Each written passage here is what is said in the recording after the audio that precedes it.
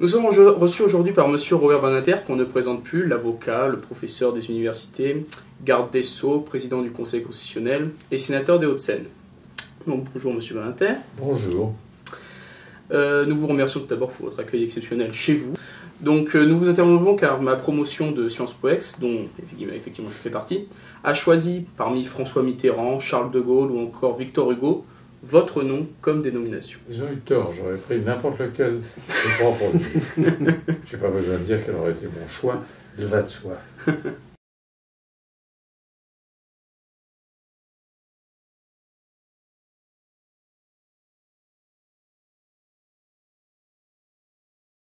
Je n'ai même pas à répondre, c'est pitoyable de démagogie, et ça n'a même pas l'excuse de l'ignorance, parce que les femmes et les hommes politiques qui sont là, la peine de mort, dès l'instant où il y a un crime atroce, savent parfaitement, indépendamment du fait qu'on n'a jamais dissuadé le terrorisme par la peine de mort, parfois même le contraire, on fabrique des, entre guillemets, martyrs.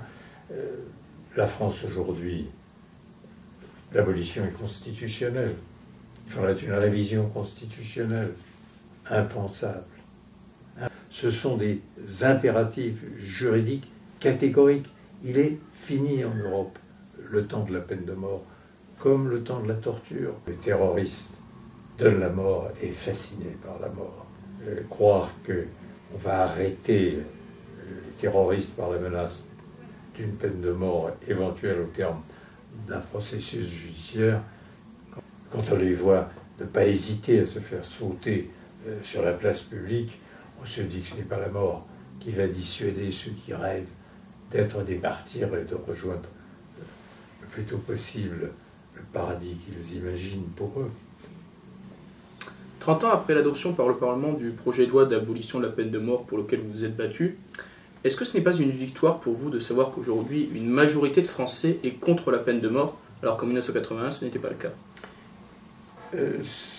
C'est, oui, un sujet de satisfaction, mais pas un sujet de surprise. Il a été prononcé par les cours d'assises 8 condamnations à mort dans l'espace d'un an. Qu'après l'élection de Mitterrand, il y a eu encore 3 hommes condamnés à mort par les jurés français. 3. C'est dire que le problème revêtait une brûlante intensité.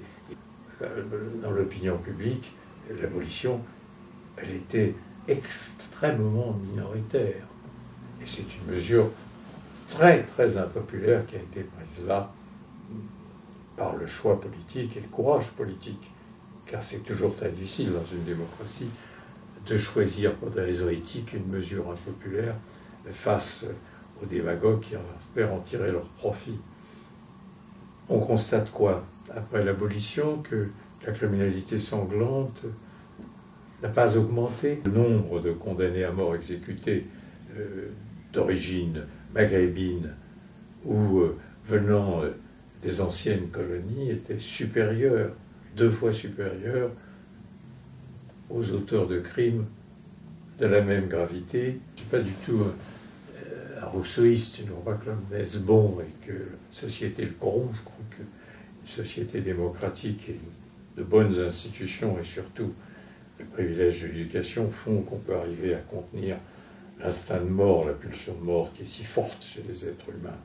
Disons-le, la peine de mort, elle est pour moi, l'anti-civilisation. Vous avez notamment été président du Conseil constitutionnel. Quel sentiment et expérience avez-vous tiré de cette présidence? D'abord, un immense plaisir. Disons-le, j'étais, pendant